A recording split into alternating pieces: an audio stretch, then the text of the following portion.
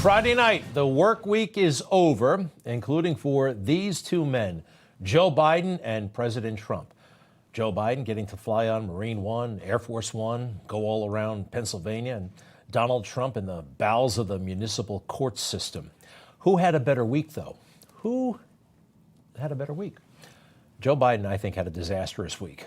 On the surface, it may have looked great. He's doing what you should do if you want to be reelected, campaigning relentlessly around a swing state, in this case, Pennsylvania.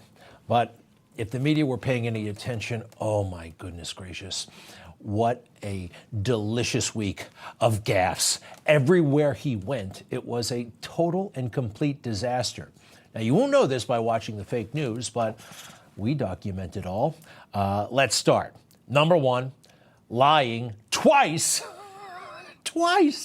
about his uncle being eaten by cannibals. We brought this up the first time he said it. It's clearly a lie. It's so insulting to the good people of New Guinea, by the way. Papua New Guinea. They're like, what is he talking about? His uncle. Anyway, that's just for starters. Twice. Next, please. What else? He instructed Israel not to bomb their own city. He was emphatic. Do not bomb Haifa. They know not to do that, Joe. This man is totally and completely lost, but he's displaying this to the people. The media are ignoring it, but somehow I think the people are picking up on it, don't you? Let's see, what else did he say? Wise words. Asked if Americans were ready to choose freedom over democracy. Freedom over democracy. At first glance, it sounds okay. It sounds stupid. Are you ready to choose freedom over democracy? They go together, kind of, right? Next, please. Falsely claimed twice that D-Day was on a Sunday. This is worse, though, than just getting the date wrong, okay? It's worse than that. It's stolen valor. Take a look. Back when D-Day occurred, and on Sunday, the next day, my mother's four brothers all went down to the recruiting station and joined the military.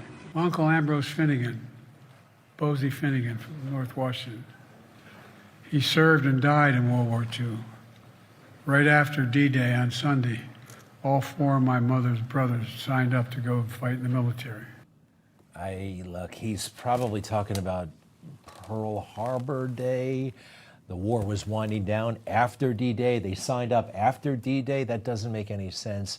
And the uncle was already flying around the world, not getting eaten by cannibals. And D-Day, incidentally, was on a Tuesday, okay? Not on a Sunday. But these little things, you're supposed to kind of have them down pat if you're the president of the United States. And if you don't bring it up. All right, but he doesn't have our history straight. He doesn't even have his family's history straight. What did he say about his mother? Something like his mother sounded like he was aging her at almost 2,000 years old. Take a look. My mom didn't live in Scranton since she was 1954. But since she was 1,954 years old. You know, you could say, well, that's just a pronoun and that's a verb. It's terrible and it's disgraceful and it should stop. Dr. Jill Biden, if you're really a doctor, get involved and fix this situation right away. Resignation, anyone? Let's see here. Ooh, and this was nasty and totally downplayed, but wherever Joe goes, he is greeted with great hostility from the far left.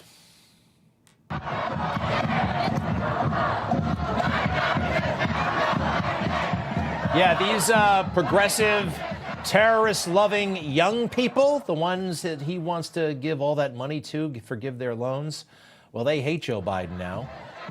He can't do enough for Hamas. He's been playing footsie with Hamas, and anyway, he wants them to do more for Hamas, and they can't stand it, and Joe, therefore, seems to be taking his frustrations out on Israel. And it's a great big mess. And anti-Israel, pro-terrorist protesters went around wherever Joe went. And instead of condemning these people or telling them to get lost, he tries to win them over. He says, I'm really with you. I'm really with you.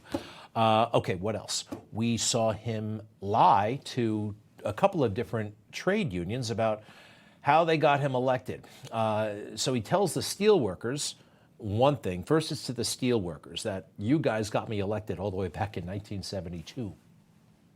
We had a big steelworkers. We had a lot of steelworkers in Claymont, Delaware. The first outfit ever to endorse me as a 29-year-old kid running in a tough year for United States Senate.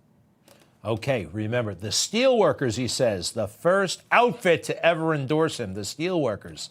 Then he says the same thing to the United Auto Workers, a totally different outfit. Says the same damn thing. Hello. Hello, Joe Biden. Sean? Hey, Mr. President, how you doing? We decided it's time to endorse you for president, and we're going to put the UNW membership behind you. Whoa. You were the first outfit out there endorsed me when I ran in 1972 as a kid. I mean, this is sickening. This is deranged. This has got to stop. Aren't you lucky you're watching Newsmax right now? I think you are. Hey, 35 polls, he said. He's beating Donald Trump in 35 polls. This is not true.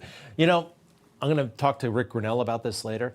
The fake news, they think they're doing him a favor by going easy on him and ignoring all this stuff. They've actually made him worse. If they applied more pressure on him earlier, held him accountable, he'd probably be a better candidate. They're going to get shot by their own guns, so to speak. All right, what else? Oh, he doesn't even know the name of his hometown. Always bragging about Scranton, Scranton this and Scranton that. Scranton's a hellhole I came from. Anyway, he can't even say it anymore. My grandfather would tell me when I walked out the door in North Washington Avenue in Scranton. All right, he kind of got it out there at the end, but this is the stuff that should be easy at this point, like rudimentary, like you don't even have to think about it, but you got to struggle. Also, you know, you just don't have respect for people if you lie to them all the time. He doesn't respect us. Looking right at the American people and lying to them, like this. I hope you're all able to make $400,000. I never did. He never did. He never made $400,000 a year. He makes exactly $400,000 from the government. That's his presidential salary. Every president since, I think, George W. Bush, that's when it became $400,000. That's his salary right now. This has got to stop. There has to be accountability. This was probably the worst week of being a president for any president, but he gets away with it. One other thing, the disastrous trip to the Wawa, it's like a 7-Eleven, but it's a lot cleaner and a lot bigger. There are a bunch of them in Pennsylvania. They call it the Wawa store. This has all the spontaneity of, I don't know, an Elon Musk rocket launch.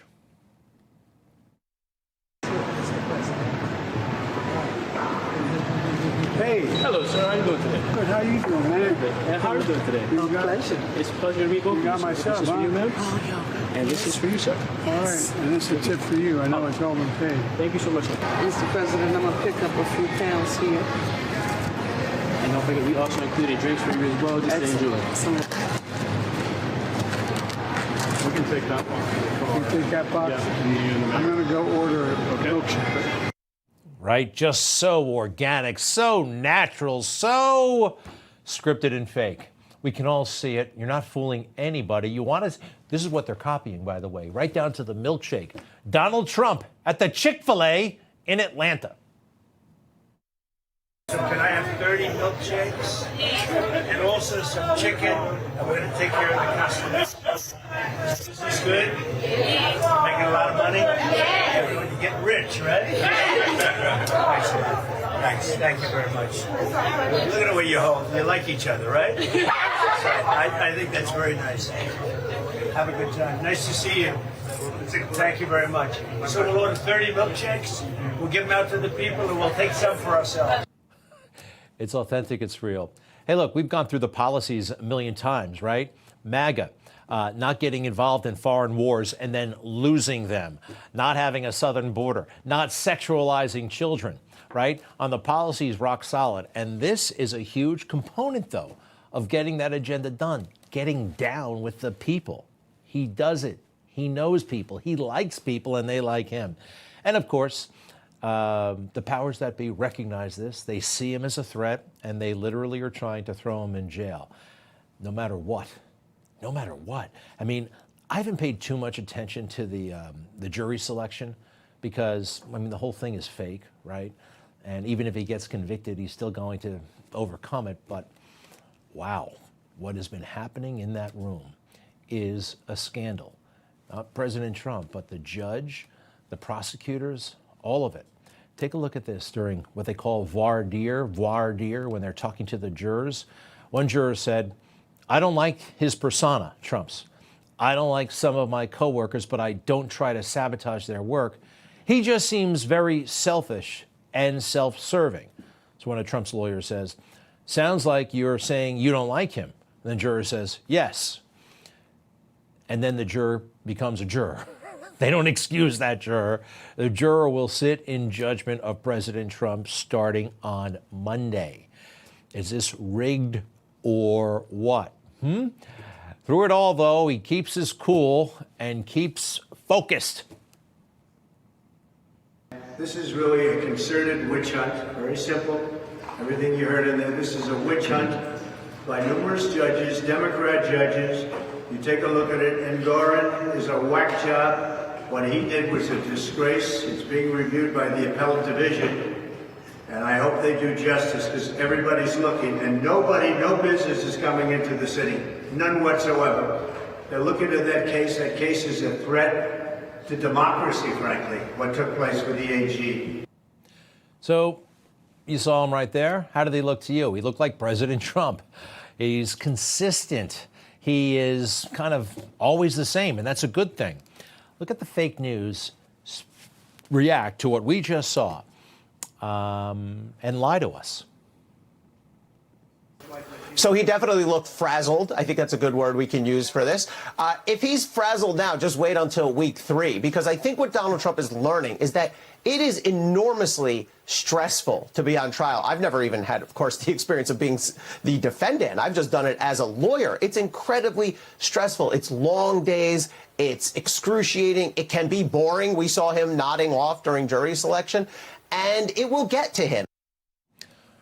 Did he look frazzled? Was there anything about Donald Trump that was frazzled right there? It's kind of remarkably calm. The calm in the eye of the storm. This is what they do, though. And they think like these are the olden days where they got to say it and we couldn't check them or we couldn't call them out or we couldn't point out the truth. And the truth is available to all of us, but we have to make it available and highlight it. All right. And then there's this. Donald Trump is removed, so removed from the people, and to sit with regular jurors, that's a traumatizing experience, according to them. We talked about juror number 11 with the attorneys earlier. She admitted, doesn't like Trump's persona, said he seems very selfish, very self-serving. Knowing Trump as well as you do, how hard is it for him to sit there and listen to that from a juror? And he's from Florida now, he moved to Florida, but from a fellow New Yorker. Well, just remember that Donald Trump has not been in a room with someone who's going to say no to him or insult him for decades now. He purposely surrounds himself with people who are, even the people who now say that when he was in the administration that they, tried to stop him from doing things. Many of those are profiles in courage because during the time they weren't actually trying to stop him. It was later. Okay. Donald Trump has not been around people who insult him, people who harass him. That's what she just said. People who challenge him. Every single day it happens to him. He's not afraid of the media. He confronts them every day. We see it. Everyone sees it. He goes at it all the time, and it makes him better. And not only just with the media. I mean, look, he's been challenged in depositions, in lawsuits. He just went through 3 other trials, I think. Yeah, 3 other trials with that Justice Engoron. This is a man who has been made better, kind of like the crucible, right? The pressure has made him better. And the idea, again, people who lie to us don't respect us, okay? This is a person who doesn't mind hostility, quite frankly. He can handle it. Are you ready? Are you ready? Can I talk? Yeah, what's the answer? Do you mind? I would like for you to answer the question. Okay, it's very simple to answer. That's why I asked it. It's very simple you're a nasty person, I'll tell you. Turning the entire CNN town hall against the CNN moderator. That was pretty awesome.